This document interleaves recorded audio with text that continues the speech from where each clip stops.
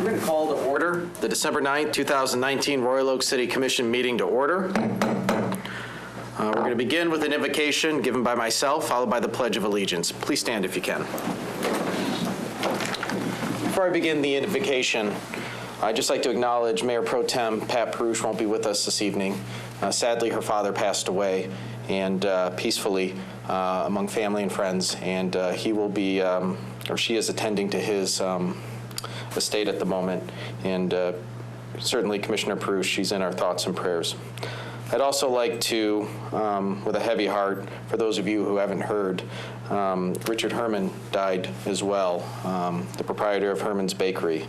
Herman's Bakery has been a staple in this community for over 100 years, and his father George and mother have had the bakery since 1942, and he's only the second owner. And he was working there 12 hours a day, every day into the end, and he will be sorely missed. And we wish Mr. Herman, his family, his friends, his customers, our very best, and are certainly saddened by that news. We assemble here tonight to conduct the business of our city. We have pooled all of our resources together to help advance the quality of life in the community we call home. We recognize that our social contract with each other is rooted in our ability to work together for the common interest of everyone. We must look to each other for guidance, wisdom, and perspective.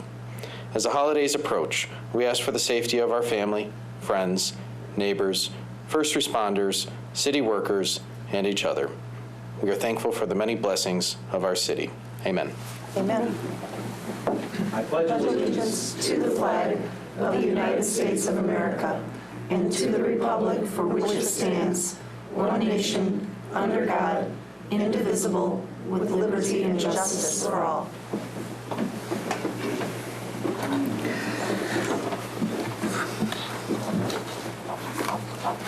All right, that brings us to item number 4 on the agenda, which is the Employee Years of Service Awards. Mr. Gillen?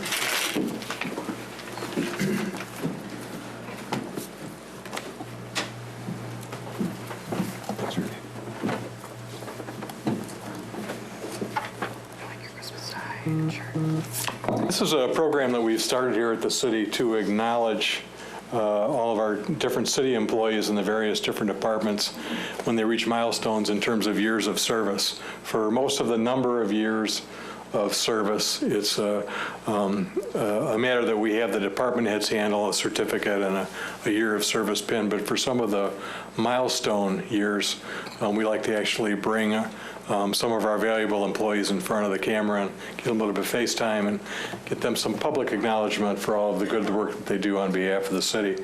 And tonight we have 2 employees that we'd like to recognize. Both are part of the A staff that we have over at the 44th District Court across the street. So Gabrielle Salmo, is Gabrielle here? Or Vicky Santa. Vicky, please come down here with us. And Vicki has been slaving away over at the district court for a period of 5 years now. We appreciate all your service. Thank you very much. So, Thank you. thank you. Thank you.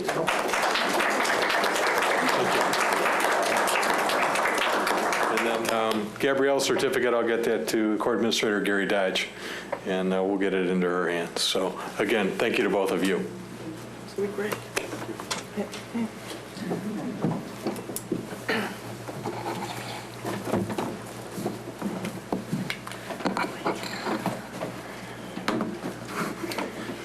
We are very fortunate to have some really good people working for us and are committed to the city and stick around for long periods of time.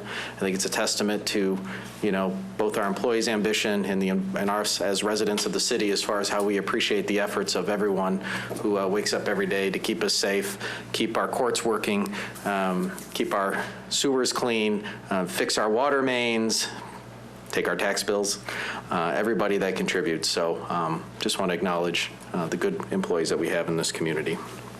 How lucky we are. All right. Quick impromptu announcement before we get to public comment. We have 2 fine gentlemen here tonight, speaking of fantastic employees. We have Mr. Greg Rassel, who's here. For those of you who don't know Mr. Rassel, he served this community with distinction for a number of years, and rightfully so. He's decided to enter the next stage of his life after decades of service to this community. And with him is Aaron Filipski, who is going to be his replacement. I'd like both of these gentlemen to come up and be recognized and maybe talk a little bit about, your plan experiences. So. Well, thank you very much, Mayor, Commissioners. It's been my privilege to serve the residents of Royal Oak for the last 22 years. At the end of January, I'll be moving on, as you said, to the next stage of my life.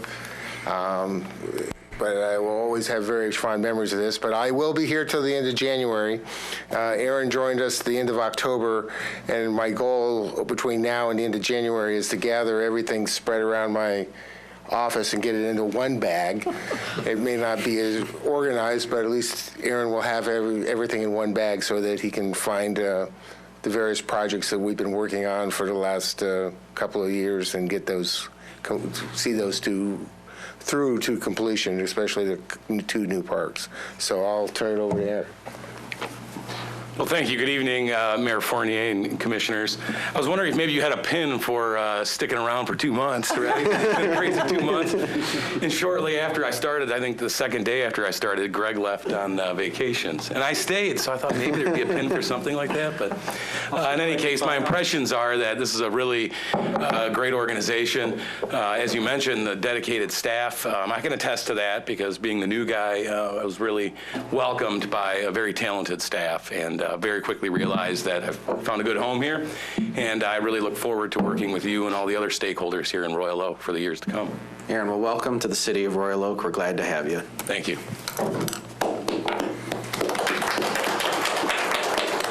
Mr. Rassel, I hope you don't change your cell phone number because I'll still need someone to. No, it's not changing. Okay, good. But my blocks up people. We still appreciate your block's in place now. Have a good night, gentlemen. All right, item number 5, public comment. Just a few quick things about public comment. The City Commission values and relies on the input of our fellow citizens to help us make decisions. Now's the time set aside for the public to address the City Commission on any city-related issues, whether they're on the agenda or not. As there are no public hearings scheduled tonight, this will be your only opportunity to address the City Commission. I ask when you come up here that comments be directed to the City Commission as a whole and not to individual commissioners. If you wish to speak tonight, wait till you're recognized by me, the mayor. Come up to the podium. Please state your name and address for the record. Be mindful that we do want to hear from anyone who wishes to speak tonight, so comments are limited to 3 minutes, and there's a timer at the podium to help you keep track of your time. If you don't wish to speak tonight, that's all right. Many of you find ways to get a hold of us from email to the grocery store. Don't hesitate to reach out to us with any of your thoughts, ideas, questions, concerns. Please note that we typically don't respond directly to public comment. However, we are taking notes, and when that issue is discussed, your issue tonight, we'll ask those questions on your behalf. If what you're up to for the public comment you have isn't related to anything on the agenda, it's okay. Our city manager is also taking notes, and we can look into the matters as appropriate. So with that, I'll see who's first. Yes, ma'am, with the quick draw. Hi, my name is Martha, or Marty Buchanan. I live at 1037 Longfellow. Recently in the Royal Oak Review, there was a little notice way down in the bottom corner of page 5, and it says that Verizon Wireless is proposing to build a 40-foot communication tower at 1040 Longfellow. And I'm here with my neighbor who happens to live at 1040 Longfellow, and I have 3 points, but my first point is no communication was given to her by mail, to me by mail, to anyone in the area of this pole by mail.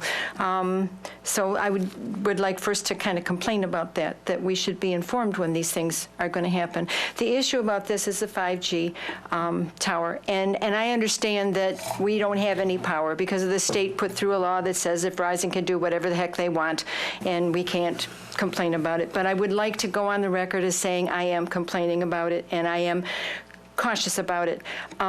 2 points. One is the radiation, obviously.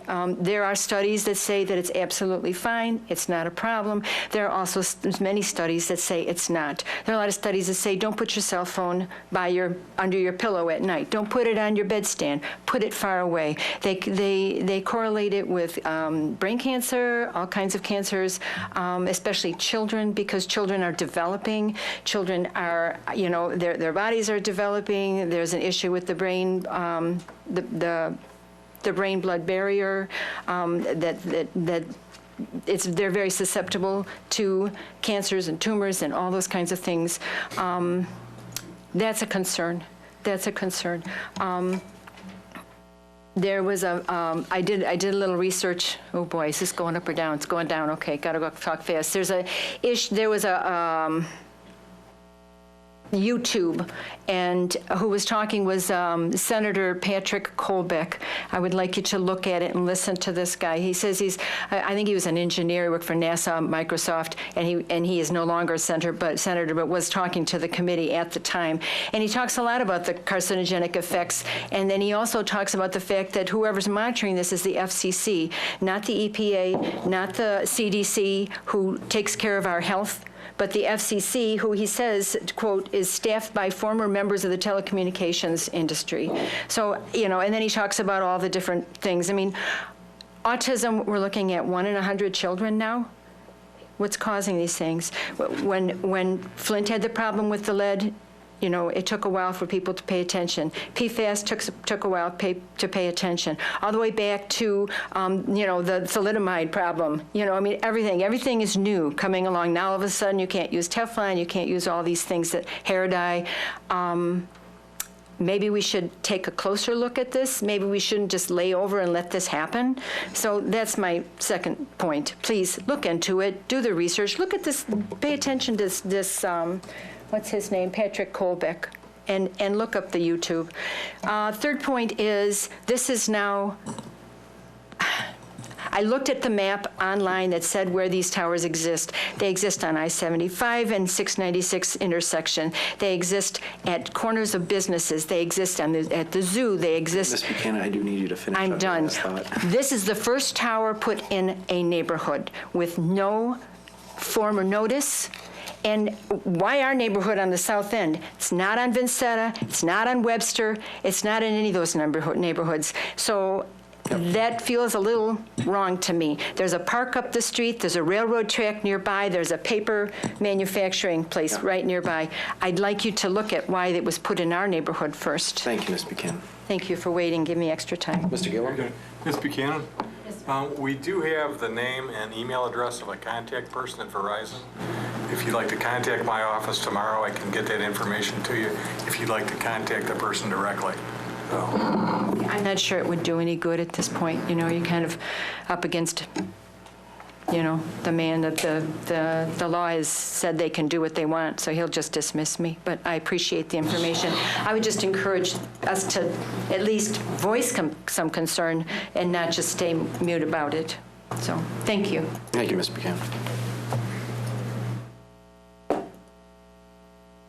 Anybody else? I see a hand in the back. Oh, right there. I think that, I can't tell. There's not very good light. I think that's Ms. Wagman. I can't tell, though, for sure. Oh, now the light's on.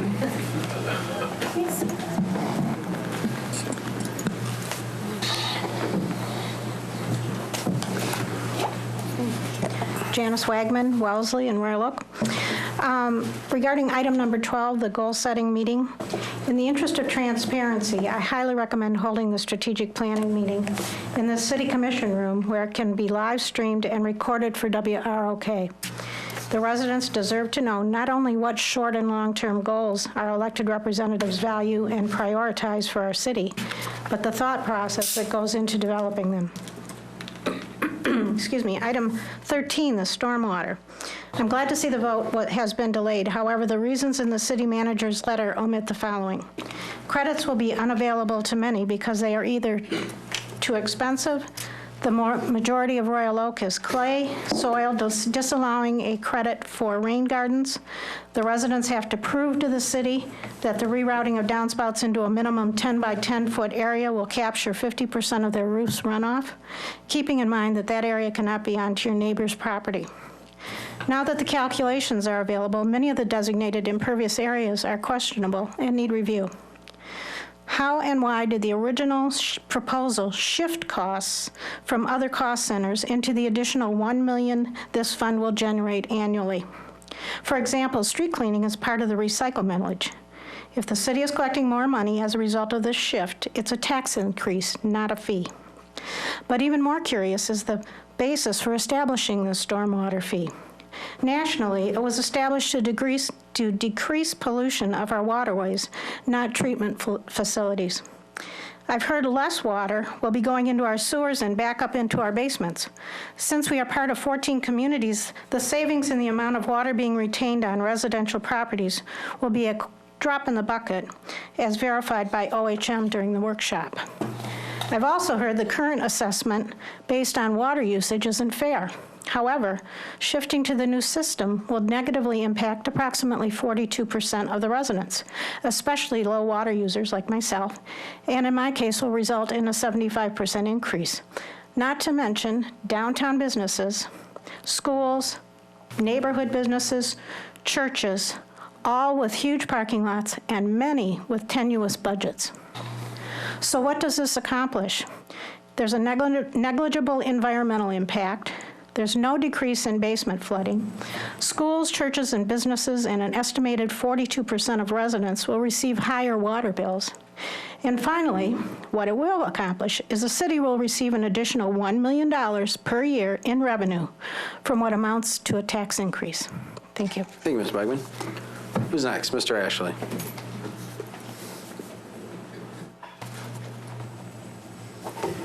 Good evening. I may run over a little. My timing on this may be a little long, so please forgive me.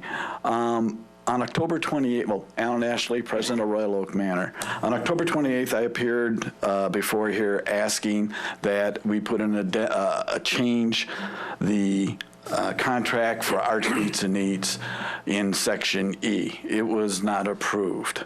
So I went to the DDA on November 20th, and I presented the same request. And the faces from the DDA were very strange. So after the meeting, which was a short one, I went to the DDA and some of the members, and they were under the presumption that Arts, Beats, and Eat was supposed to appear before them on November 20th. Well, Arts, Beats, and Eats was not there. Now, it seems that Arts, Beats, and Eats went around the DDA. And the reason I did this, I sent a letter to our interim city manager asking, did they appear in the October or any time prior to that in front of the DDA? I had an email back saying they never did, which means 3 members on this commission approved to put him on the agenda before going to the DDA. So in the sense that he went around the standard procedures that are stated here, that he must go to DDA, face the DDA to get their approval, which he did not.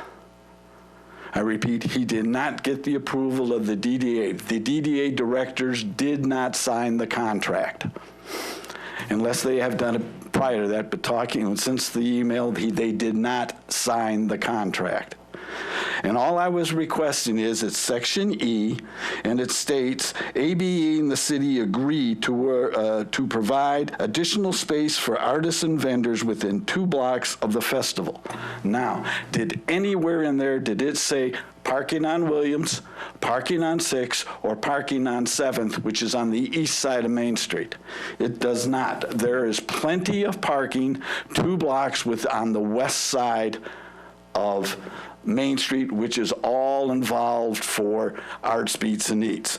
Since ABE went around standard procedures and did not appear in front of the DDA, I believe they should go back to the DDA, refile their contract, face DDA and the businesses and me and several other people who have grievances against them, and start all over. If this is not done, then this means that this city commission will let anybody for any reason, circumvent procedures and standard operating procedures to get whatever they want done. This is unfair to this community, and it should not be allowed.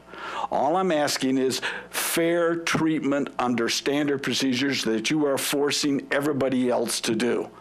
If they're going to do it, what's good for one is good for all. So if they're going to do it, I think any group should be allowed to forget about the DDA and just come and call them and say, hey, I got something, I need 3 people, will you do it? And they put them on it and get it. This is unfair to this community, and I hope the city commission will ask them to go and null and void their current contract that you have approved on the 28th. Thank you. Thank you, Mr. Ashley. All right, who's next? Yes, in the back.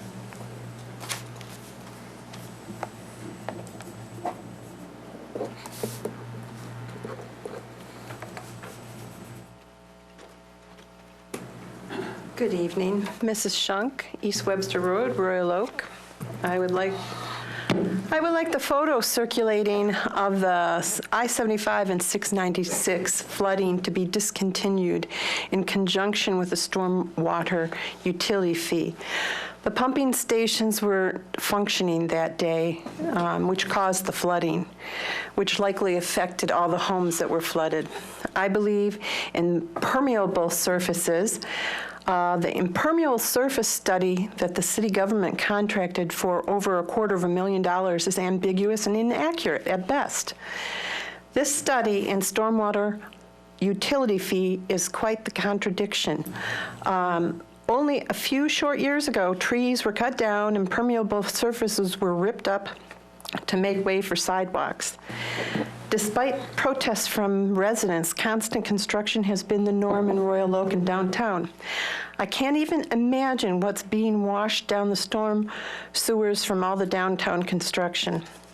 When reading the Stormwater Utility Act, Michigan's House Bill 5991, October 19th, 2016, there's so much Royal Oak government isn't in compliant with. One being the studies inaccurate. Bill 5991 also states, notifying property owners about the stormwater management program, including but not limited to how to reduce or eliminate fees altogether for the use of stormwater utility system. No doubt Royal Oak City will have employees accessible to residents for the stormwater inspections and appeals. According to the bill, Royal Oak shall provide an established stormwater appeal board for the citizens. I might add, in times of low water and drought, stormwater sewers become breeding grounds for rats and encourage foul odors and smells coming from the sewers. Also, there will be, I would like to know if there will be a credit for, or an application procedure for drought times. I urge the commission not to adopt the stormwater utility fee. Instead, encourage citizens to be ecologically respectful to our environment. Teach the practice of responsible stewardship. You who sit on the commission impact our water systems more than any one of Royal Oak's citizens. Vote no. I would like to wish you all a happy holiday season. Thank you, Ms. Shunk. All right, who's next?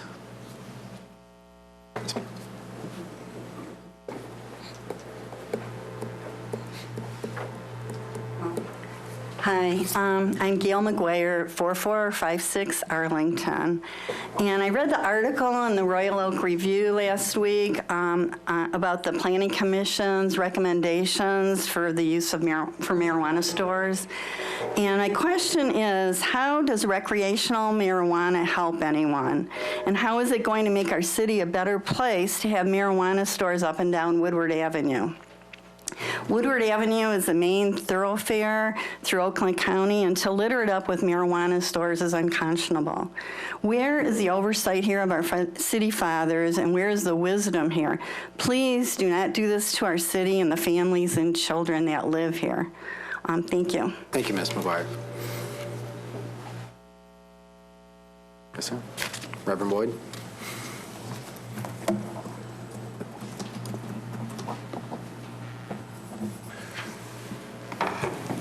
Reverend Preston Boyd, pastor in Mitcham Chapel, AME 4207 West 14 Mile, Royal Oak, Michigan. I'm here to talk about the stormwater. I was made aware of it a week or so ago, and looking at the chart on the website, one of the things that's disturbing about it is that it seems to be inverse of what should happen. Those who have lower water bills, between $300 and $800 annually, will actually see an increase in the sewer charge. Those who have a higher bill will actually see a decrease in the sewer charge. So what appears to be able to happen is that some of your larger users of water may wind up actually paying less in sewer charges versus someone else. Churches are going to be impacted a lot. Other NGOs who at this time are called to address a lot of the problems going on in society and shortfalls in government funding, NGOs and churches don't have a way to generate revenue. We rely on donations. So we're going to be forced to look at outreach efforts, service to the community.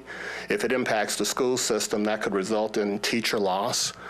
And I just ask you to look at it, and even though it may make sense on paper, if the end result is that you're hurting churches, that you're hurting schools, which are really the underpinnings of our society, is that really what you want to do? If a Meyer or a Beaumont Hospital or some large company can actually end up paying less than they're paying now, then something's wrong with that change.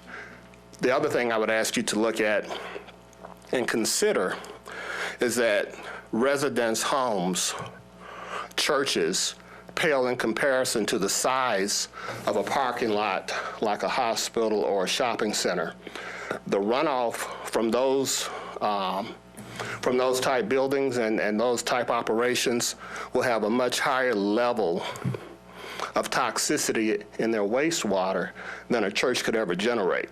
So even though they may wind up paying less, they're doing more environmental damage than any church or any home could possibly do. So it just seems counterintuitive that they would be able to get off with less than what they're paying now. So just ask you to look at it, and if possible, I would urge you to have a meeting with the churches and the other NGOs to explain this to them so that they can properly plan what they're going to do and how they can compensate and make up for it. Because every increase like that is less money that we have to put back into the community. So I thank you for your time. Thank you, Reverend Boyd. Anybody else wish to speak at public comment tonight? Going once, so I see a hand in the back.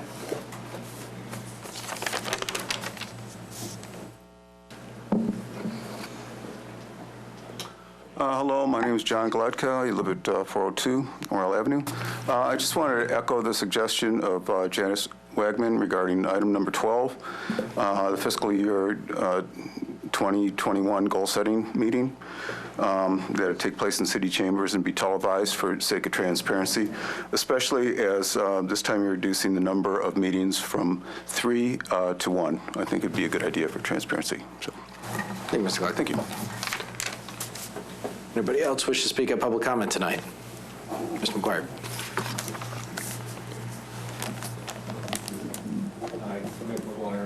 4456 Arlington. I think it really is unusual that we think even about putting marijuana stores on Woodward Avenue. We have a national presence here with the Dream Cruise. I mean, who wants to see this up and down Woodward Avenue? I mean, we got 1 million people come out here to see the Dream Cruise every year. I don't see how this is going to make the city look better. That's all I want to say. It just doesn't look right. It's not going to be a good thing. I can't see how can that possibly bring up the value of the city by having a national exposure of marijuana stores littering in Woodward Avenue. Thank you. Thank you, Mr. McGuire. Anybody else? Going once, going twice? All right, we're going to close public comment, bring the meeting back up to this side of the table. That brings us to item 6, which is the approval of the agenda. Commissioner Douglas. Move approval? Motion by Commissioner Douglas. Is there a second? Second by Commissioner Macy. Discussion on the approval of the agenda. Over here. Commissioner Lavasser. I'm going to move that we amend it and we add an agenda item to discuss Royal Oak Manor parking. We have a motion by Commissioner Lavasser. Is there a, we have a second by Commissioner Gibbs. Discussion? Commissioner Macy?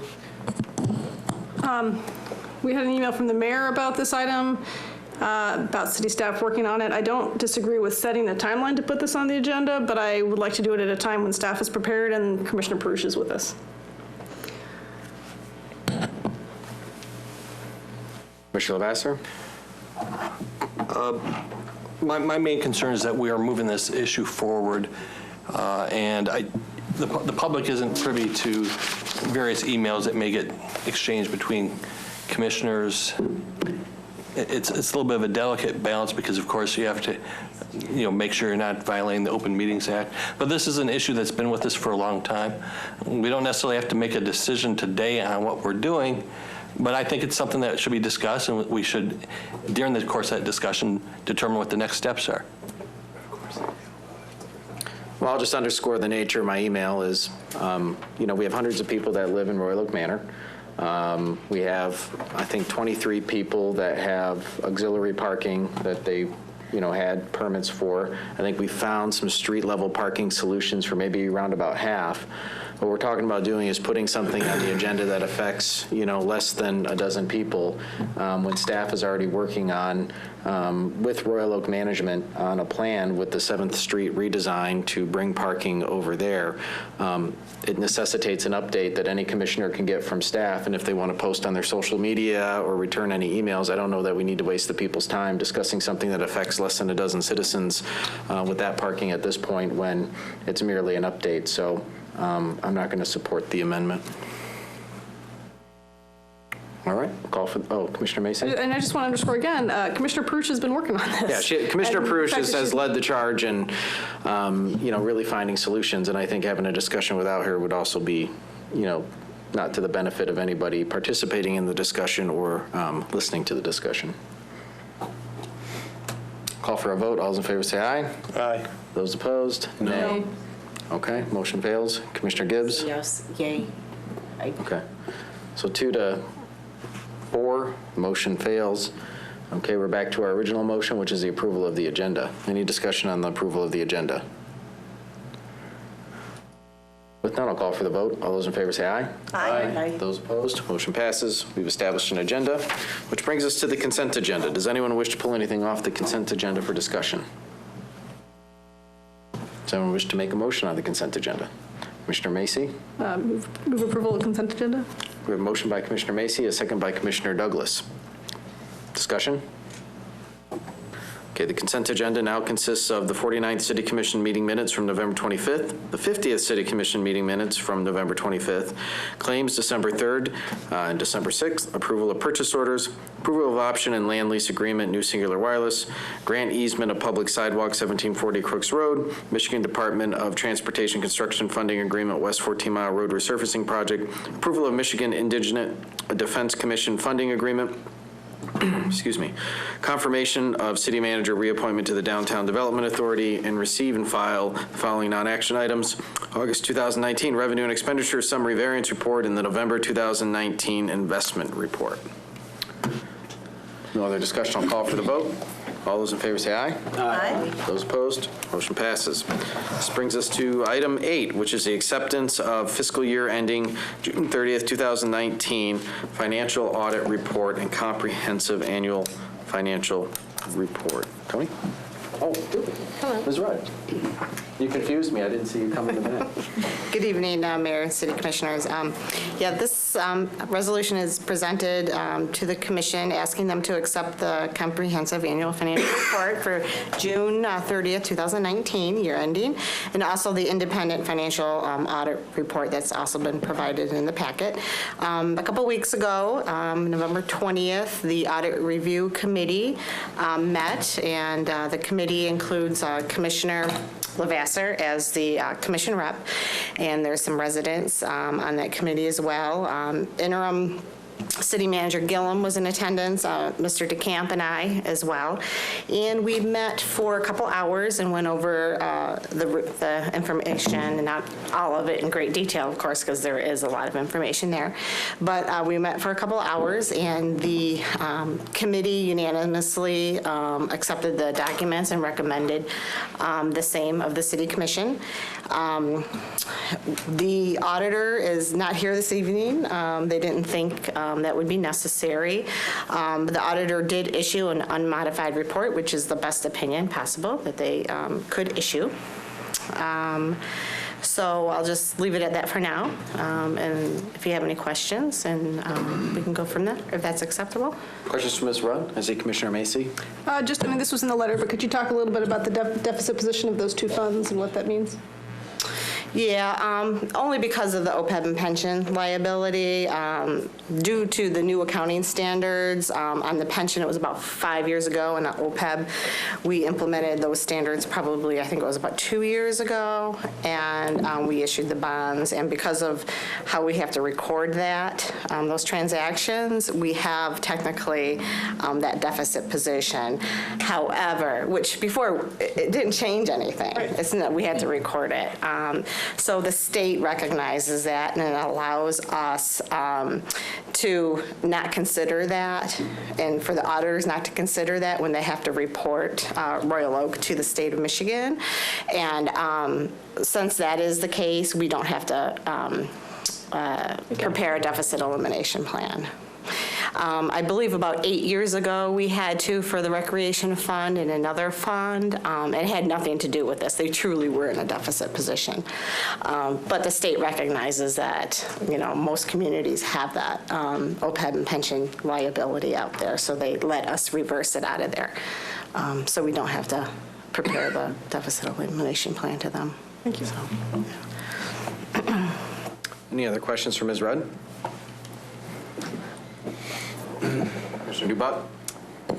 I see where it talks a little bit about new debt brought on in the fiscal year, but then also our bond ratings. Are those the most current bond ratings available?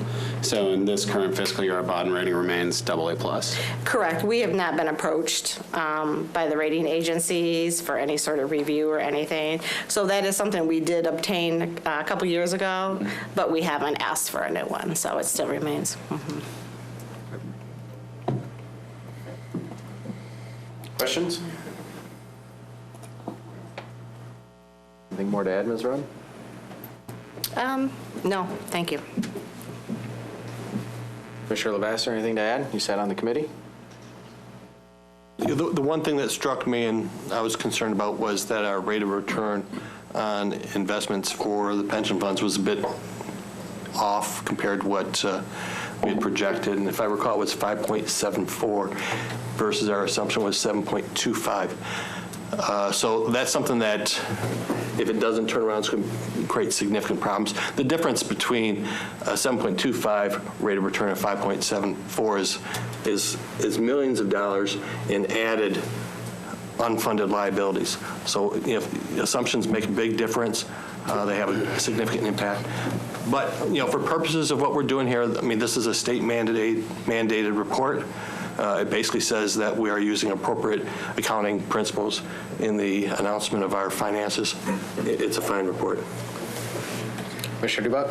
So yeah, actually, retirement and healthcare boards just met this morning with the actuaries and or the auditors and discussed, that this year was lower, but of course the 7.25 is not intended to be that return every year. It's meant to be smoothed over multiple years. So we actually asked them specifically, are we still comfortable with that assessment, with that estimate and that projection? They said absolutely. 7.25 is going to get you where you need to be on the timeframes that we've set, the goals that we've set, the assumption of 7.25. It's a straight line through the peaks. And there's a 4-year smoothing, so the idea that you don't hit it 1 year means you're in trouble. That's not how it works at all. So.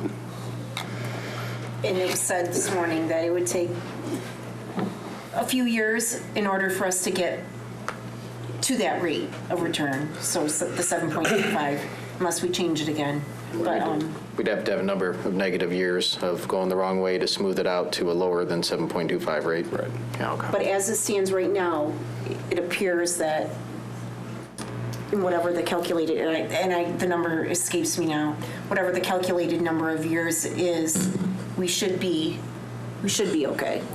We're holding you two accountable. If I can just maybe expand on that just a little bit. The 7.25 is for an average for the life of the trust, which are going to be 75 years plus, even on the closed one.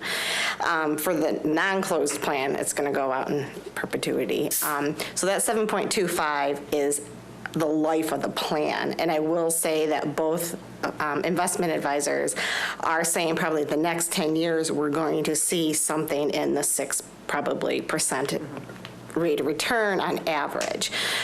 So what that's going to mean is when they do the calculation of what 7.25 returns versus what we're really getting, there's going to be a loss. And so you have to add contributions. So the next couple years, the thought is it could be rough, that was about 2 years ago they were saying that, so maybe the next 8 years is what they're advising. However, for the life of the trust, the 7.25 they feel confident.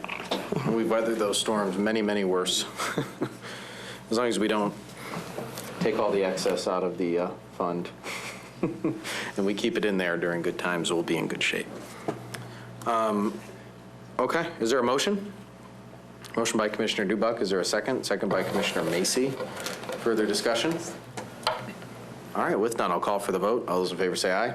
Aye. Those opposed, motion's passed. Thank you, Mr. DeCant. Thank you, Ms. Rudd. Thank you. Fine work as usual.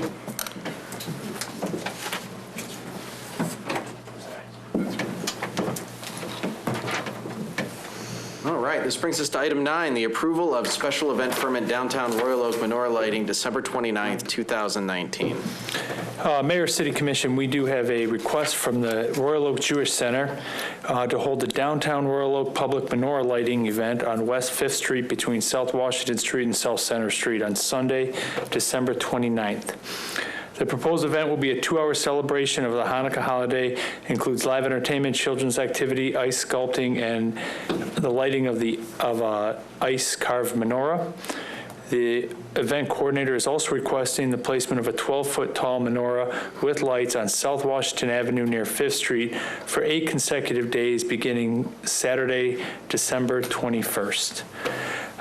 Hours operation for the 2-hour event will be on the 29th will be from 5 p.m. to 7 p.m. Setup will begin about 2 p.m. and cleanup will begin immediately following and be completed by 9 p.m. The applicant, Mushki Glitzenstein, is here, and I'll let her maybe give you a little more detail. Just a couple of things. They will have a 20 by 20 foot warming tent, and they will have a stage for performances. She has been told that both those will require permits from the building department. And I would just add this is a non-alcohol event, and that she has contacted all the neighboring business owners, and they were told they're very enthusiastically supportive of this event. Very good. Questions for the chief real quick? All right, well, welcome. We've been waiting since last year for this conversation. We're very excited, and we want to invite everyone to come December 29th, and we'll start the advertising as soon as this is over. And we're very excited that you guys are all, doing this with us, and excited about spreading this such an important message of the power of positivity. And we're excited. Well, any other details you want to share with us? I know There's going to be, we're very excited about the fire department participating and coming with their fire truck, and the firemen will be climbing up on their, I don't know what you call it, the cherry picker thing. And they're going to be throwing down chocolate coins, a traditional treat that we eat on Hanukkah. You should come. And everyone come and gather them. And of course, what to thank the police. Yeah, we want to for thank the everything. police for all their work that they put into this. They worked very hard. Very, very hard. And to Judy. All righty. Well, it's very exciting. I mean, we're so happy to have it. I know last year was a little bit of short time there to get everything done, but this year you did some awesome planning, very thorough plan here, and it's going to be really a nice addition to the city of Royal Oak, and we're very grateful for you doing all the effort and planning and making this happen. We're happy to approve it, but you guys have to do the work ultimately, so we're very grateful for that. Thank you. And I hope everyone comes. Bring your friends. Bring your dogs, bring your, I don't know what, bring everything. All right. Thank you. Questions? Motions? Commissioner Dubak? Yeah, I'll move for approval. Motion by Commissioner Dubak, second by Commissioner Macy. Discussion? Yeah, it's a wonderful addition to our community. And, thank you so much for organizing, and I'm sure it's going to be a huge success, and I look forward to joining with my family. Mr. Macy? I'm really looking forward to the lighting of the ice-carved menorah. Sounds like maybe the new miracle. And I think you're underestimating on the 200. I think you're going to have a lot of people there. Yeah, I think so. I'm still trying to work out logistics. I'm supposed to be at my in-laws visiting them on the 29th, but I love my in-laws, for the record. Can we get that? Please document that. Well, very good, very good. I guess I'll call for the vote. All those in favor say aye. Aye. Those opposed? Motion passes. All right, congratulations, and thank you. Thank you. Really exciting. Okay. This brings us to item 10, which is the proposed Second Amendment to the Woodward Corners Planned Unit Development. Mr. Twing, how you feeling, sir? Good. Good. Good evening, mayors, members of the commission. You do have a request from the developer and Beaumont Hospital to approve a Second Amendment to the planned unit development for Woodward Corners, which was the former Northwood Shopping Plaza. The Second Amendment really involves just a couple of modifications to the previously approved plan. The first one is indicated in your commission letter. The parking lot site plan layout for the Myers Woodward Corner Market. They're proposing to reconfigure it to make additional room for the loading, unloading dock area and truck turnarounds. That reconfiguration resulted in the elimination of 17 parking spaces. There was also a modification around Building 7 for some handicap spots that eliminated an additional one. Secondly, the parameters of the hotel that was previously included in the PUD but didn't have much detail as far as user commitment to it has been modified. Again, as we indicated in the report, the difference is the hotel previously had 100 rooms. They're now proposing 128 rooms. The prior height of the hotel was 5 stories or 75 feet to the roof line with some 10,000 square feet of non-lodging floor area.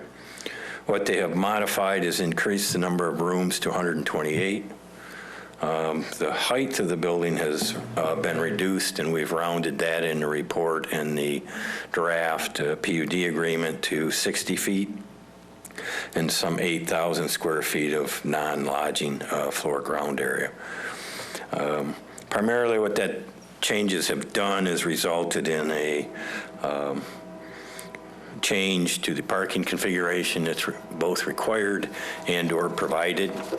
You'll see on the top of page 2 a summary table of the original PUD as it was approved. There's a second column which was covered under the First Amendment, and then the third column has the Second Amendment revisions along with what's already been approved as various tenants are listed there. There is no changes proposed to the overall types of uses in the PUD. Retail stores, personal service, the grocery store, and the hotel have all been contemplated as part of the PUD from the beginning.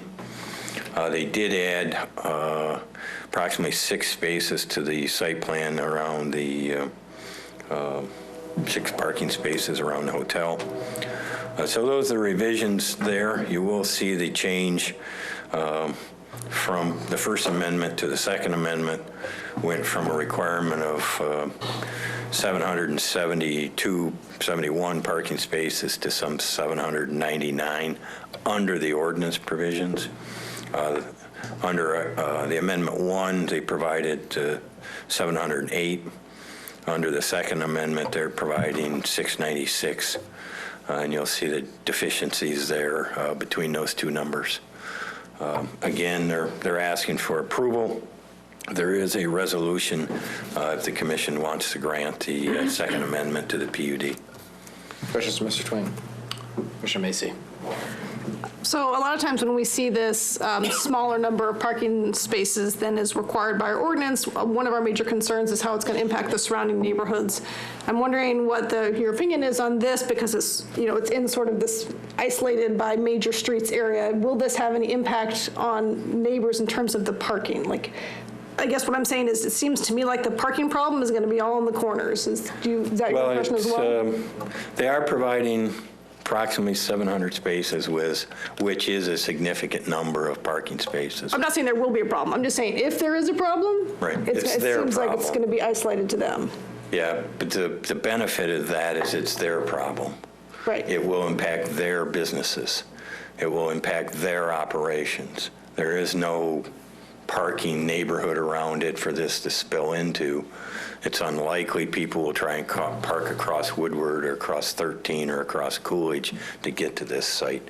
So if they're short on their site. Exactly. Okay, that's what I was thinking. And the other question I had was about how we calculate parking spaces required for hotels. Pardon me? How do we calculate the parking spaces required for hotels by hotel room? They're one per room. I think the summary is on that chart. Okay. You'll see the second part of it, the lower column, it says hotel. It's 1 per room. And then it's 1 for every 800 square feet of non-hotel space. Okay.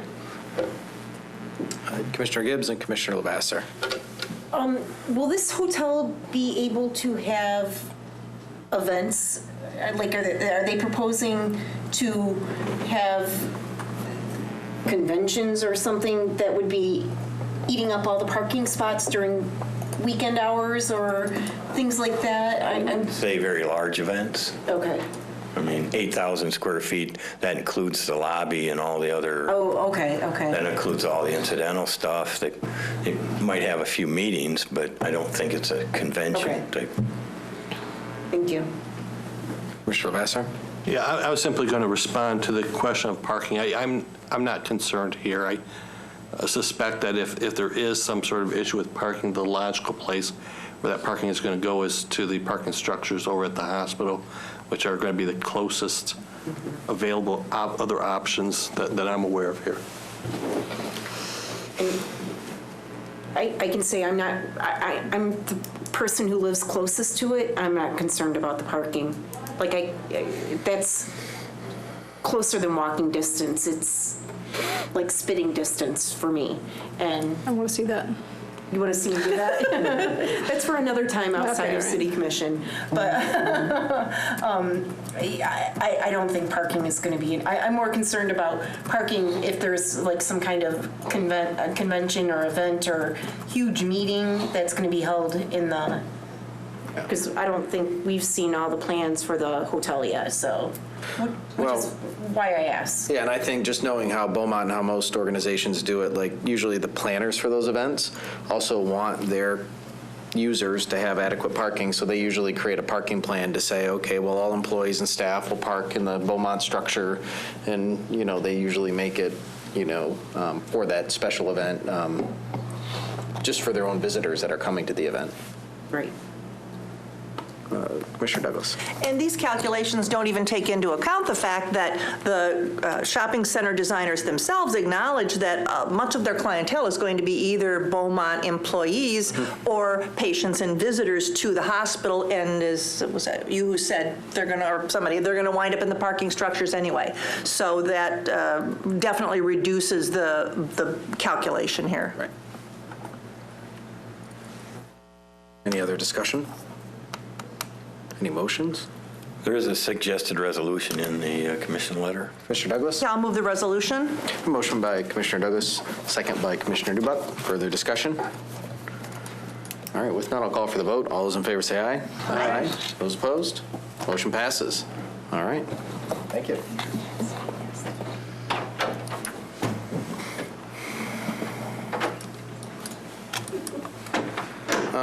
Okay, item 11, which is approval of a resolution consenting to continued refugee resettlement in Royal Oak. I will take this one. I received a correspondence from the governor's office, to all the mayors in Michigan, and one of the objectives, at least from the state's perspective, is certainly, especially Southeast Michigan, and Michigan has been the benefactor of refugees for decades, if not our entire statehood, and the contribution that they've made to the auto industry, to all industries. And so the request was to, pass a resolution showing support and also sending this resolution along to Secretary Pompeo as they work in Washington on various policies that, at least the city of Royal Oak were willing to accept and host and not stand in the way of refugee resettlement in our community. So we do have a recommended resolution that came from the state. We modified it. I do know the first sentence there with some feedback as far as several hundred years. You can make arguments one way or another, but we can modify that as a condition of approval. I mean, our city's 100 years old, so it's probably not several, unless you go back to the geography of our land and the people that lived here thousands of years ago, but we don't have a good documented history of that. So the resolution's here. I can read it, and maybe as we read it, then we can open it up for discussion. So it's the City of Royal Oak resolution consenting to the continued resettlement of refugees in Royal Oak, Michigan. Whereas Royal Oak has welcomed refugees facing religious, ethnic, and political persecution for 100 years. And whereas the world is currently facing one of the worst humanitarian crises in human history, and whereas, by definition, refugees are individuals who have been forced to flee their home country due to persecution based on their race, religion, ethnicity, political opinion, or social group. And whereas resettlement is the last resort for refugees who cannot return to their home country and cannot rebuild their lives where they first fled. And whereas the United States has the most extensive refugee vetting in the world, and whereas Royal Oak is currently the home of resettled refugees who will likely be joined by family members in the upcoming year. And whereas churches and families have supported the arrival and integration of refugee families for several years, and whereas local businesses depend on refugees to meet labor demands. Therefore, be it resolved, the City Commission of Royal Oak affirms the continued resettlement of refugees within the city limits and shall expressly confirm in writing to the United States Department of State, Bureau of Population, Refugees, and Migration upon passing of this resolution. And be it further resolved, the City Commission of Royal Oak urges the Governor Whitmer, Michigan, to consent to the initial refugee resettlement as per the terms of Executive Order 13888. And finally, be it resolved, a copy of this resolution will be transmitted to Secretary Michael R. Pompeo, United States Department of State, at 2201 C Street, Northwest, Washington, D.C. 20520 in the United Department of State, Bureau of Population, Refugees, and Migration. Commissioner Dubuck. Yeah, thank you for bringing this forward, Mayor. I think this is important to make this statement and make it official. I would recommend, in addition to the edit you made on the fly, to call it 100 years or as a community throughout our history. But the language around, worst humanitarian crises in human history, it may very well be, but I'm afraid that the language of comparing crises gets murky, and it's not necessary. I think we can just clarify by saying, we're facing a massive and growing humanitarian crisis that demands action. I think that gets away from what could be a distraction in the language. Right. But with that edit and with the the edit to the opening line, I'll move for approval because I think it's important to say who we are in matters like this. A motion by Commissioner Dubuck. Is there a second? Second by Commissioner Macy. I have edits too. He didn't let me get my edits in. Mine are just grammatical edits. So at the very end, it should be the United States Department of State, Bureau of Population, Refugees, and Migration. Okay. And then also, do we say urges the Governor Whitmer? I mean, or just Governor Whitmer? Or it seems like it's either the governor or Governor Whitmer. Yeah, we the governor of Michigan or it's Governor Whitmer. Right. Okay. That's all I got. Okay. We can make those edits. Any other discussion? Commissioner Lavasser? Yeah, when I first saw this, I kind of wondered what was pushing this, and I think what would have been helpful would be if the executive order had been attached to the agenda here. And just so that people have the background here, the Federal Executive Department issued an order, I believe it was a month and a half or so ago, that basically wants to get feedback from states and communities before they make efforts to resettle refugees within those communities, and that's what's prompting this here. Okay. Any other discussion? All right, I'll call for the vote. All those in favor say aye. Aye. Those opposed? Motion passes. All right. And that's, Ms. Hallis, that was passed on the edits, that one grammatical, one clarified, and two softening that were captured in the motion by Commissioner Dubuck. Okay, thank you. I'll get that letter signed and sent out. All right. Request to set date for fiscal year 2021 goal setting and approval of moderator agreement. Mr. Frazan. Good evening, Mayor and City Commission. Pretty simply, what we're trying to do tonight is set the annual strategic planning meeting and approve the agreement and the proposal from the moderator. What we're looking at doing is meeting on January 25th, 2020 from 9 a.m. until 4. We're planning on a more abbreviated process than we've done in the past few years, recognizing some of the big transitions going on. A lot of the big projects that have been in the goals for the last few years are still ongoing. And with the transition at the city manager position, we're thinking that moving forward, it's going to be a great time for us to start looking into a 5-10 year period, and then using that as a roadmap for these annual priority setting sessions. So with that, we are looking at actually changing up, going from the 3 meetings down to 1, utilizing a facilitator named Bob Stalker, who's got an extensive history in local government, recently retired from Oscoda Township, so he's got a general nice knowledge and perspective that we haven't been getting, kind of more of a in the field perspective, and I've provided the proposal. So I'm happy to answer any questions. Any questions for Mr. Curzon?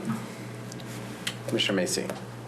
So it was brought up, where is this going to take place? Do we have a plan, and will it be televised? We do not have a location yet. I wanted to set the date before I started looking for locations. Okay. Seems like there's some preference for it to be televised, which I think might make sense.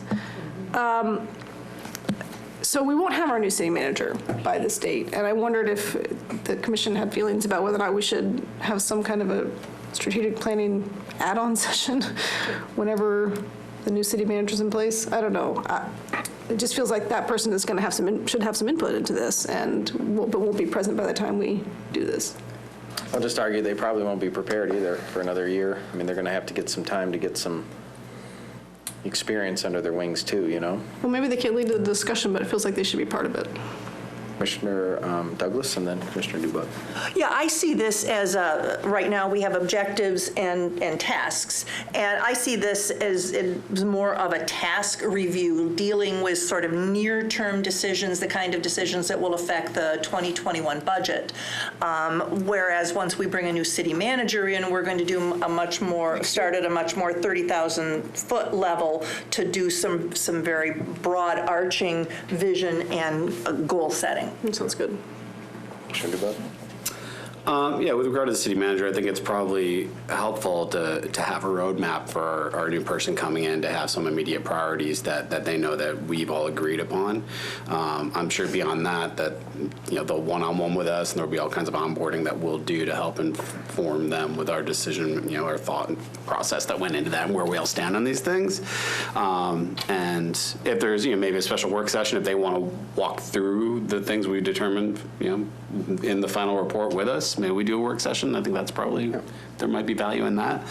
As far as I think in the case of this meeting, function dictates the form of the space we need to be in, and the function of this meeting is for us to be able to have informal conversations, lots of small group conversations, lots of breakouts. So one, it's not something that's really conducive to TV because there's multiple small conversations going on all the time, and this room is definitely not conducive to the way that we hold these sessions. So if we were to do that, it would basically defeat the purpose of the session by hosting it here, because the forum would limit the function of the meeting. As far as televising, that's fine. I just don't think it's really effective for people because there is so much small breakout individual conversations, then we come back. So you're still not going to see the entire process from front to beginning. But the public is and always has been invited to attend and observe this meeting, and we've had a few people that have come over the years.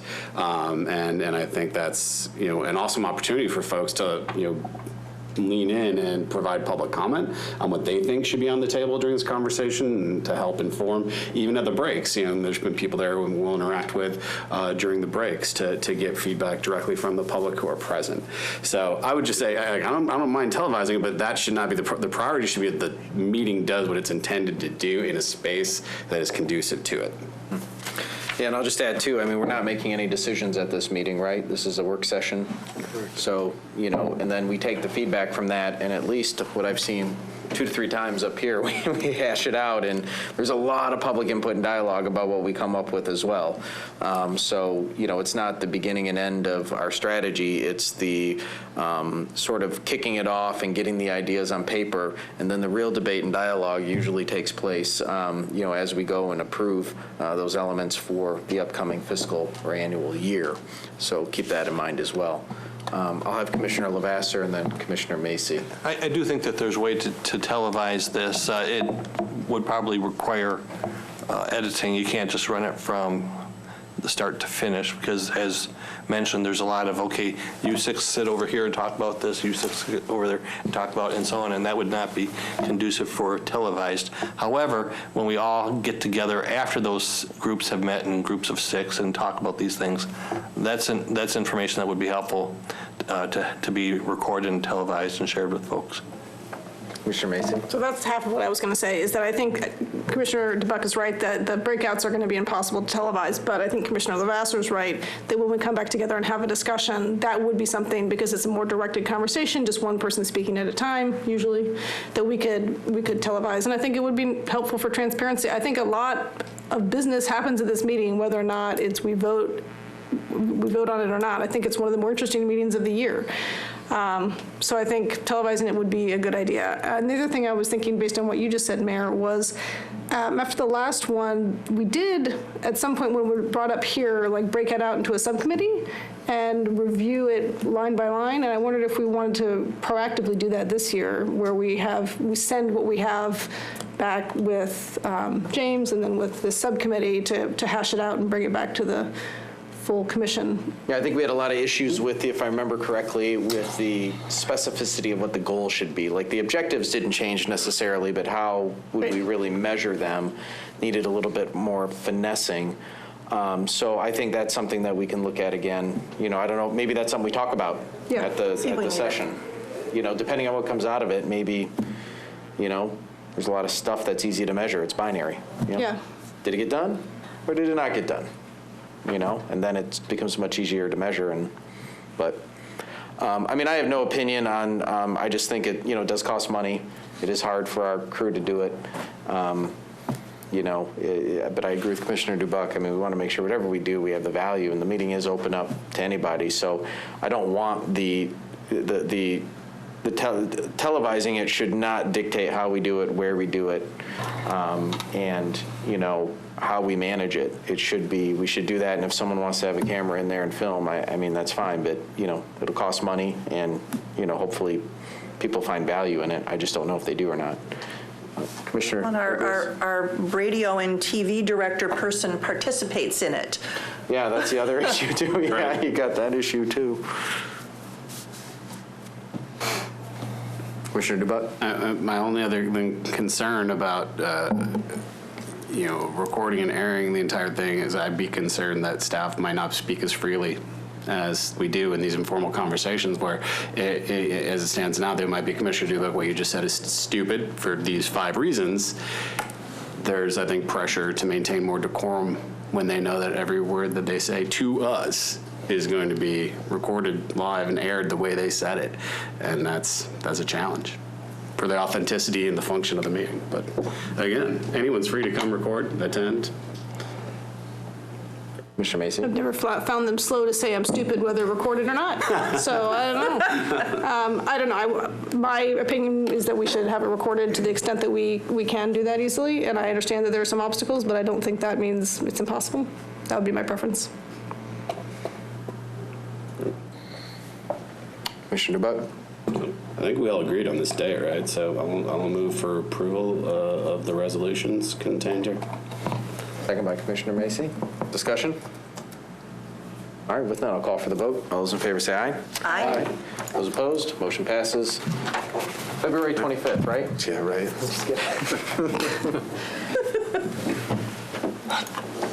All right, January 25th. That was a joke, everyone, in case. I mean, this is the problem with live meetings, you know? Like, I watch my jokes. January 25th, strategic planning session, location TBD. We hope you can join us. And actually, what Commissioner DeBuck said, it is very valuable. A lot of the informal conversations we have with residents and stuff, I mean, it's helpful. And I think, you know, the residents that do attend can kind of see, you know, some of the how, you know, things are thought of and how conclusions and decisions are you know, started and rooted in seed. And I think it's helpful for everyone. So this brings us to item 13, which is the stormwater utility update. Mr. Gillum. Mayor Fournier and City Commissioners, I'm not asking for any action reference to the stormwater utility tonight. I know we've discussed this several times before. There were some information that went out to the public on a couple different occasions, including with their most recent tax bills. And even though we are not asking for any action tonight, I thought it would be appropriate to provide an update given the amount of time that we've spent on this issue already.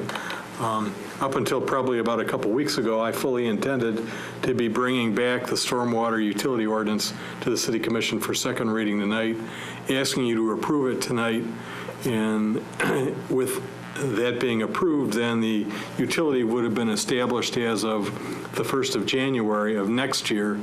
The utility would have started to operate, and then we would anticipate that initial stormwater utility fee bills, or the addition of the line to the bills that were already going out, would have started probably sometime around April, after the first quarter. We are not asking to do that. I am not asking you to move forward with the stormwater utility ordinance at this time for a couple of reasons. First and foremost, candidly, internally, we had a number of questions or issues with the preliminary analysis, the preliminary workups that we were doing, and the figures that we were getting regarding what those fees would be. We anticipated, again, being very candid, a greater offset in terms of a reduction in water bills with the increase in the stormwater fee. In a lot of cases, we weren't seeing that. And we're working to figure out why. We've got some ideas why that is. But the bottom line is there were a number of questions about the numbers that we were coming up with. And in good faith, we didn't feel that we could move forward with the utility when we weren't going to be in a position to potentially answer all the questions that were going to be asked. So that's number one. Some of that also involves wanting to make sure that we had the most accurate and up-to-date information regarding a budget for the utility.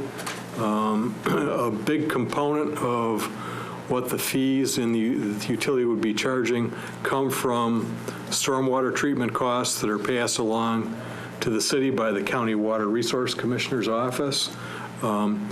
At this point, we're working off of last year's figures. We're going to be getting proposed figures, I'm told by our finance department, probably sometime in April. And again, we weren't comfortable with the idea of establishing utility and proposing fees now based upon rates that inevitably will increase when they come from the county a little bit earlier this year. Again, we want those fees to be as accurate and as upfront as we can possibly make them be. So that was a second reason. An additional reason, too, is that we wanted to, based upon the discussions we were having and some input we were getting from some members of the commission, we would like to have some additional discussion with the commission about exactly what the components of the budget for that utility should be. There were some public comments about that tonight.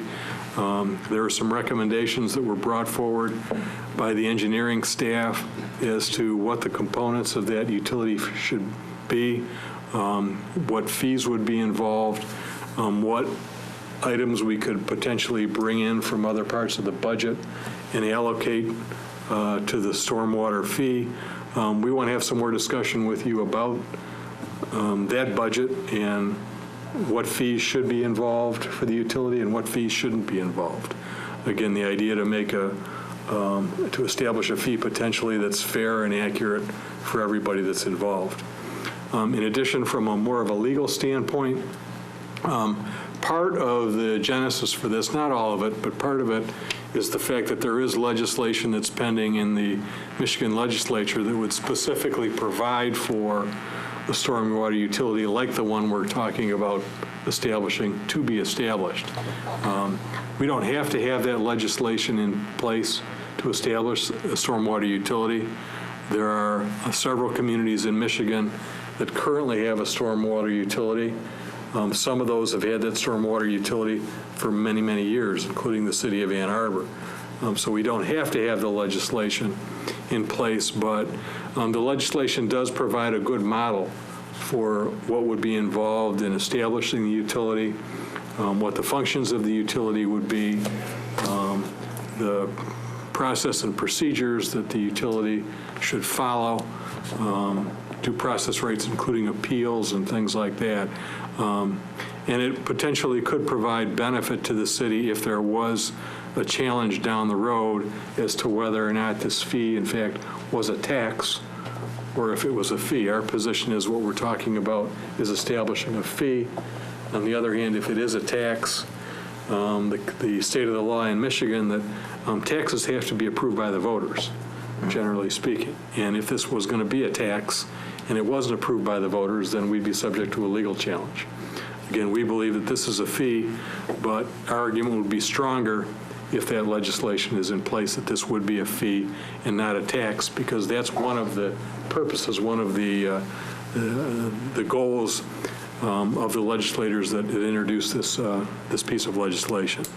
In addition to that, also on the legal front, the utility and the methodology that we're talking about using a calculation of impervious surface versus impervious surface and charging based upon the amount of runoff that a given piece of property would contribute based upon the amount of impervious surface. That's a system that is in place in the city of Detroit right now. And the city of Detroit has had 2 different lawsuits that have been filed against it regarding their utility and that method of calculating and apportioning the stormwater fee.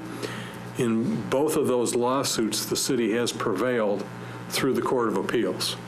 But the plaintiffs in those lawsuits, in other words, the people that are saying that the city of Detroit is improperly assessing that stormwater fee, have asked the Michigan Supreme Court to take a look at the decisions in the Court of Appeals. That request has been pending in front of the Michigan Supreme Court for a little over 6 months now. To be candid, I would have thought that the Supreme Court would have made a decision by now, but at the same time, again, these are not simple issues, and I can see why the Supreme Court is doing its due diligence and making a decision as to whether or not it's going to review the decisions from the Court of Appeals. Obviously, as the city attorney, I'm very interested to know what the Supreme Court has to say about what the city of Detroit is doing, if what we're talking about doing is in any way similar to what the city of Detroit is doing, and it is. So, again, I think it behooves us to wait at least a little bit longer and see what the Supreme Court has to say about the way that the city of Detroit is conducting its business. So there are some other reasons as well, but these are the main ones that I laid out in the memo. I still think, for the reasons that we've talked about before, that the stormwater utility is something that the City Commission should strongly consider doing. I recognize that there are going to be impacts on certain classes of property owners here in the community, but in terms of the equitable allocation of the costs of maintaining and operating our stormwater system, I think this is something that the city should think about doing, but not at this time. We want to do this right. We don't want to do it fast. So I appreciate everyone's patience on this. I know the staff has been working very hard on this, but I think, to be candid, I think once we had discussion at an internal meeting last week, and after all that discussion, I indicated to the staff that the recommendation that I was going to bring forward to the commission was to slow down and to spend some more time on this before we actually went to establish the authority.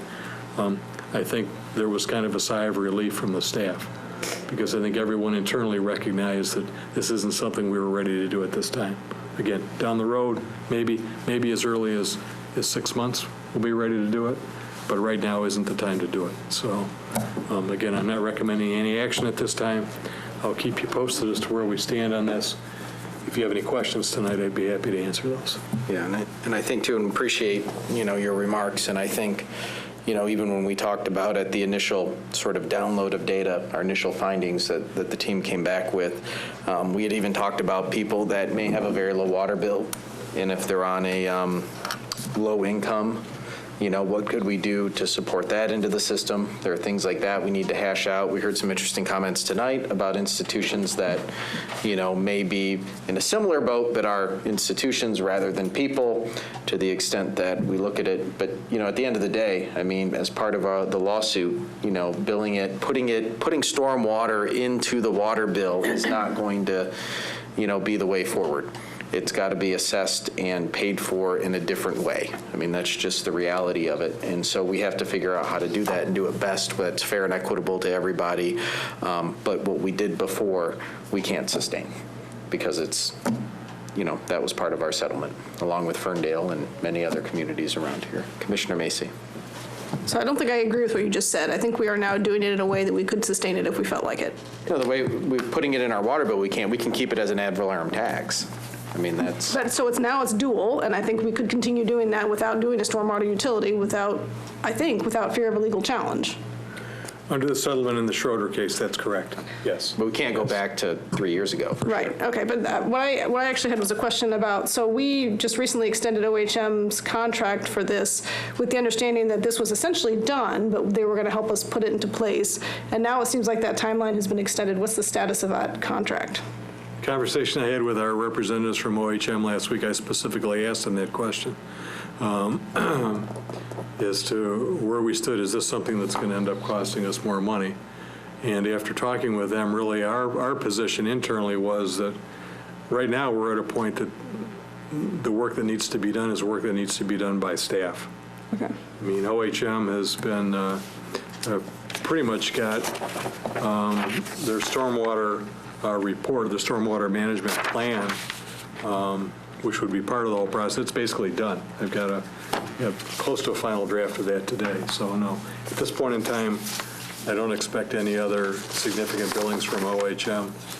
This is work that we've got to do in-house at this point in time. I thought I had understood at the time that they were involved with the calculations that we're not so certain about now. So are they going to help us with that recalculation or re-examining the numbers and why they're not showing the way that we expected them to? Yeah, they'll be involved in terms of doing that. My take on it has been that, no disrespect to the engineers, but we had engineers doing the calculations originally and initially. And as we started to get closer to the finish line, we had the finance people taking a closer look at doing some of the calculations. Jane Marie Eubanks in the treasurer's office spent a lot of time, and there's a lot for her to think about, a lot that goes into setting rates and things like that. So I think that's a part of it. Part of it also is, again, that we were using some older figures. We're using budget figures from maybe even 2 years ago at one point in time. We've been working on this for a while, but I think those figures might have been current when we started, but they're not as current now as they would have been then. Okay, thank you. Commissioner Lavasser? When I look at this, the concerns I have with this are, first of all, how much water can we anticipate is going to be diverted away from the sewer system by the adopting of this ordinance, and do we have some data that supports the presumptions of how much water we may be able to divert? That's number one. I want to have a sense whether that's a drop in the bucket or the bucket, so to speak, whether it's significant or insignificant. The next question there is, okay, what does that potentially save us in water treatment downstream, so to speak? A concern I have here is the system that we have where we're billed for the treatment of water.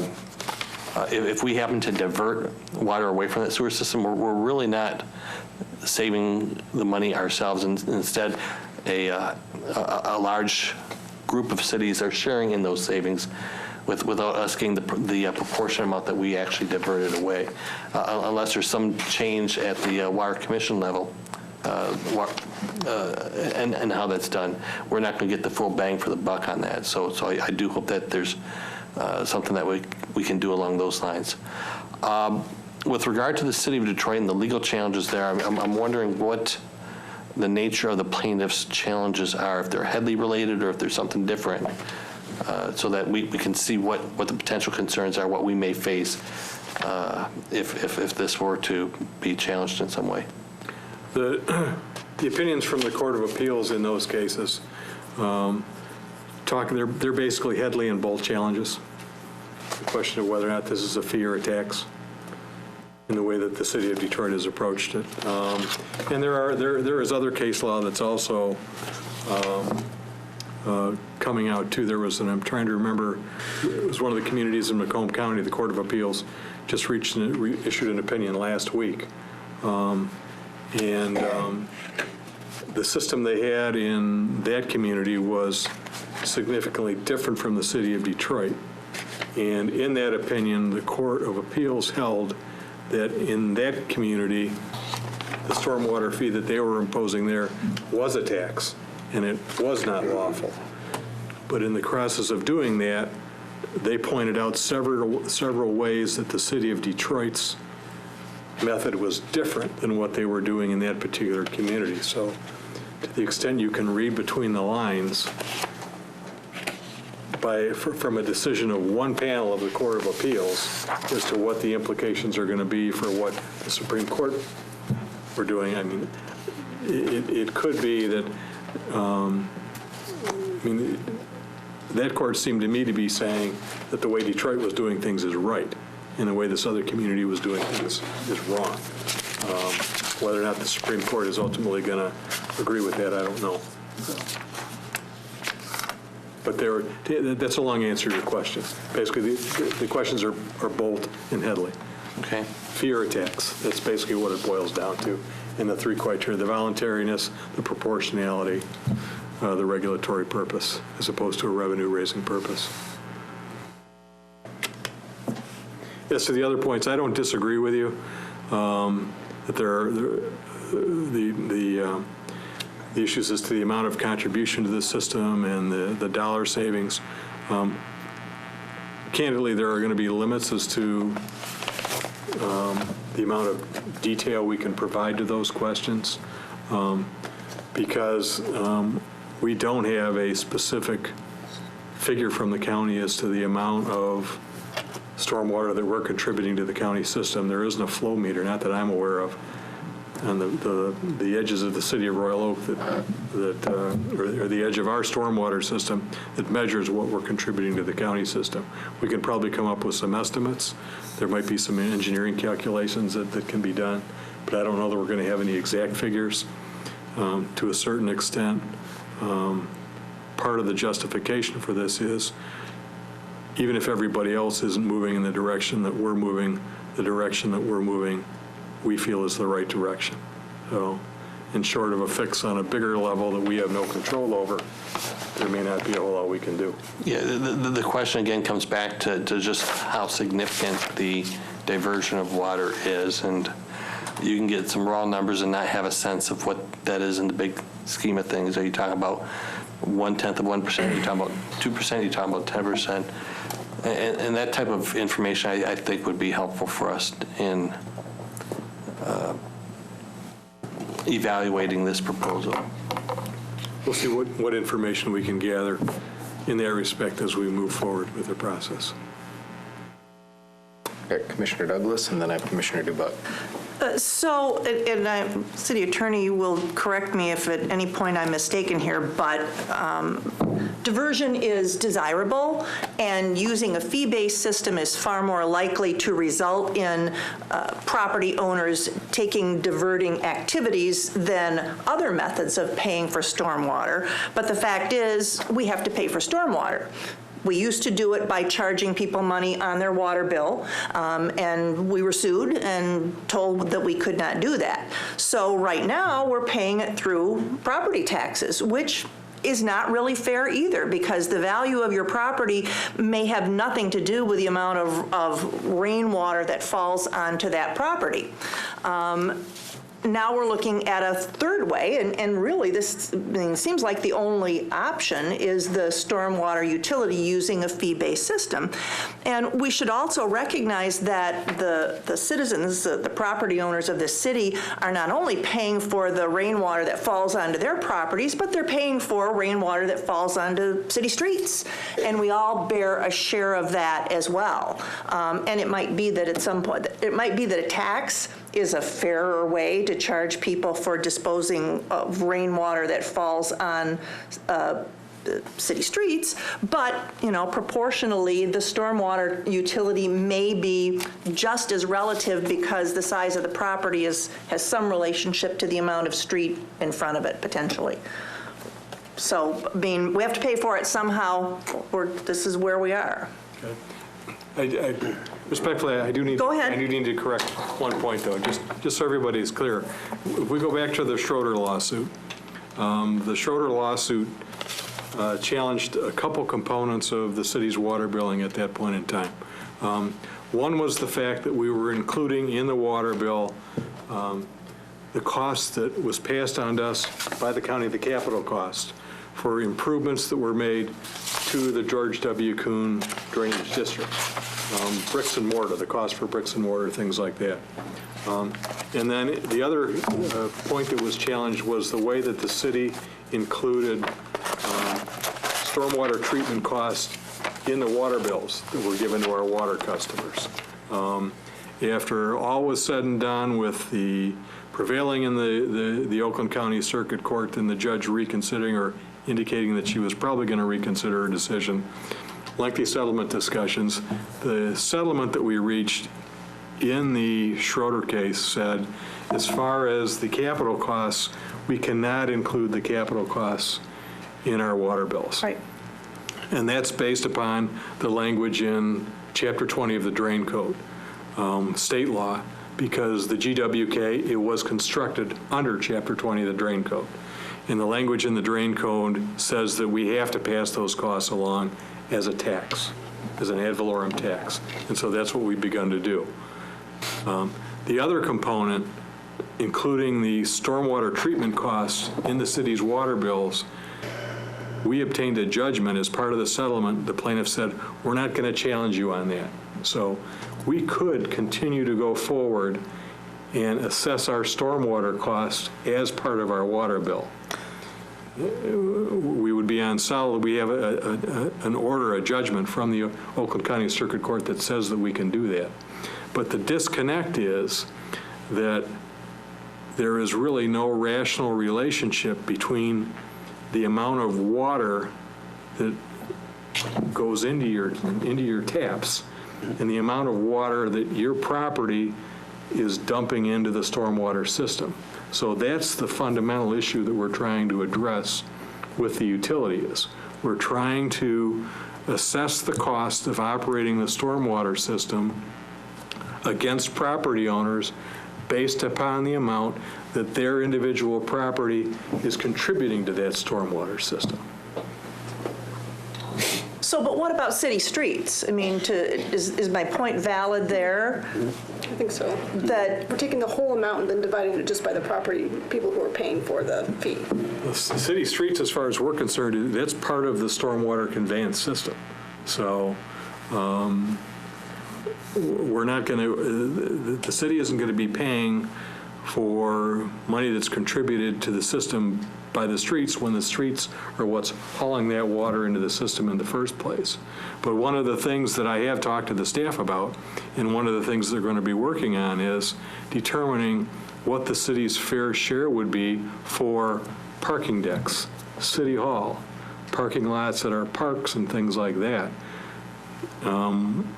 I've asked the staff to come up with the city's share of impervious surface too, because as far as I'm concerned, if all the residents are paying their fair share, the city should be paying our fair share too. Now, how we'll work that out in terms of where the money's going to come from, we'll have to figure that out. Is that a general fund expense?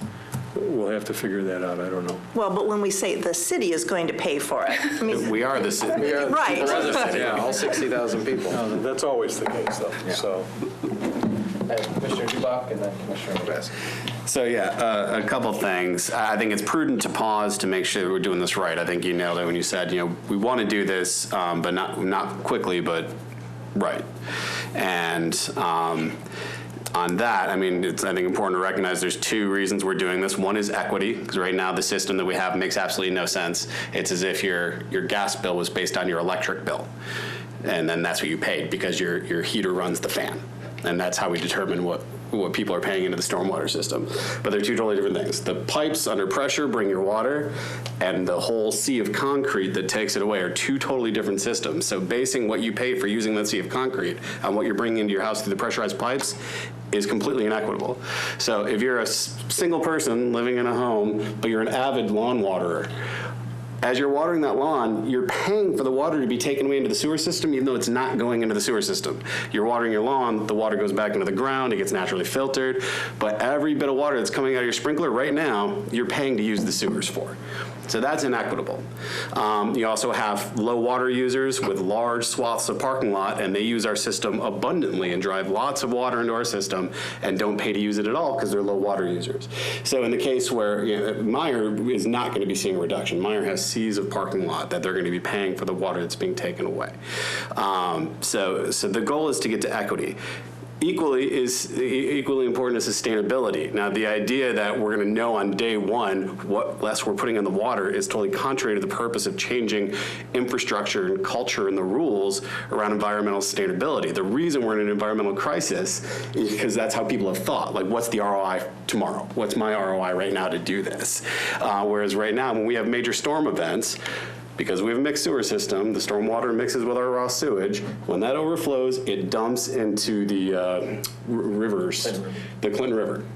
So if that's not an environmental concern, I don't know what is. So we need to change the rules and the culture to create incentives for both residents, but also developers and businesses to put more permeable surface and green spaces on their property. So this isn't how does it impact us, the day we enact it is not the right question. And is it a dollar for dollar return is not how we should be looking at this. It's, are we setting up our systems so that we're leaving a better, healthier, cleaner, more efficient community for our children and our grandchildren? And that's what this is. So there's the equity piece and the environmental sustainability piece. And if that's not how some people are looking at it, then some folks I think are not quite understanding what we're trying to get at here.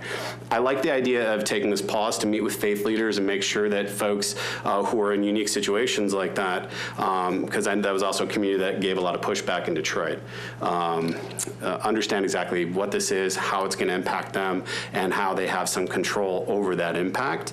So that's an important conversation to have. But I think this is exactly the kind of thing that we should be doing when we talk about infrastructure and when we talk about the rules that we make for ourselves, because right now what we're doing makes no sense, it's completely inequitable, and we are driving a maximum amount of water, rainwater, and mixing it with our raw sewage and then paying to clean it. So I think creating an incentive for us to not do that will pay off over time, is just good public policy. So the debate can't be about what's it saving me tomorrow. The debate is what's it saving us 5, 10, 20, 30 years from now. So that we can get out of this constant race to the bottom as far as a complete lack of environmental sustainability. So I appreciate the pause, but I intend to keep advocating to move forward with this. That's all. Commissioner Vassar? Yeah, just getting to the point that Mr. Gilman had made about asking the question of what our public structures put into the sewage system, and charging the general fund or whatever. Whether that's the appropriate way to go or not, I'm not certain. But I would kind of equate this in certain ways to the type of things I've seen in commercial strip mall type of settings, where you've got some elements of common elements, and there's a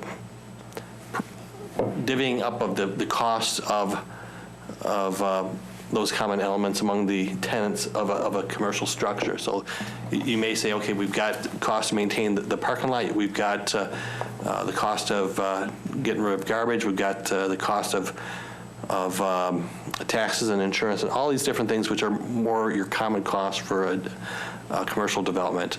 And those costs typically are divvied up by the amount of square footage that each of the individual tenants have compared to all the other tenants added together, but not including the square footage of those common elements. And that's typically how that stuff is done in the leases that I've seen, and that would be comparable to here not taking into consideration the roads or parking lots or parking structures, whatever, into the calculation.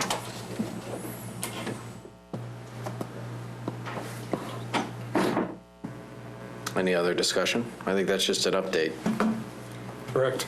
No action tonight. Again, I'll keep you posted.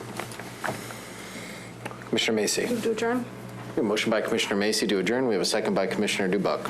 Any lengthy discussion on this motion? All right, with none, I'll call for the vote. All those in favor say aye. Aye. Those opposed? Motion passes. Okay. Adjourned.